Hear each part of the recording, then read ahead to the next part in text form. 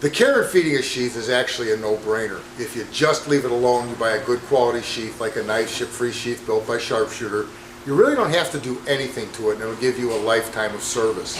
The leather, when it comes into our shop, is oiled and treated when it comes in. It's oiled and treated a couple of times through the process of manufacture, and the last step before inspection is one last shot of oil before it's packaged up and shipped.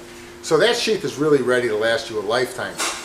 But we do have those people who like to maintain things and make them better, because we like to take care of our gear.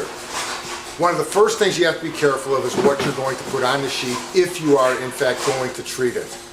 Always read the label. And something I learned very early on with the sheath industry is realize that leather is basically flesh. If you wouldn't want to rub that stuff on the tender parts of your body, you probably don't want to be rubbing it onto your sheath. And the thing to be looking for is petroleum distillates. Petroleum distillates is a fancy word for, I like to term it, gasoline. It may be kerosene, it may be naphtha, but none of those things are something you would want on skin because it basically dries it out and removes all the oils. Those are added to a lot of those chemicals in order to make it so that it will dry very quickly, so you can put it on, get done, and move on with your day.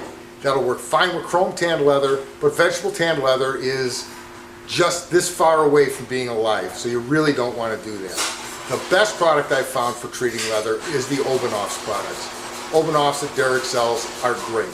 They contain no petroleum distillates and nothing that's not natural. You could conceivably, I guess, eat them, but they do make a terrible dessert topping. Obanoff's LP and Obanoff's oil are the two products to consider. The oil goes on wet. Okay, it's fast, it's easy, it's simple, and it gives the sheath a very nice dark chocolate tone in addition to going into it to work.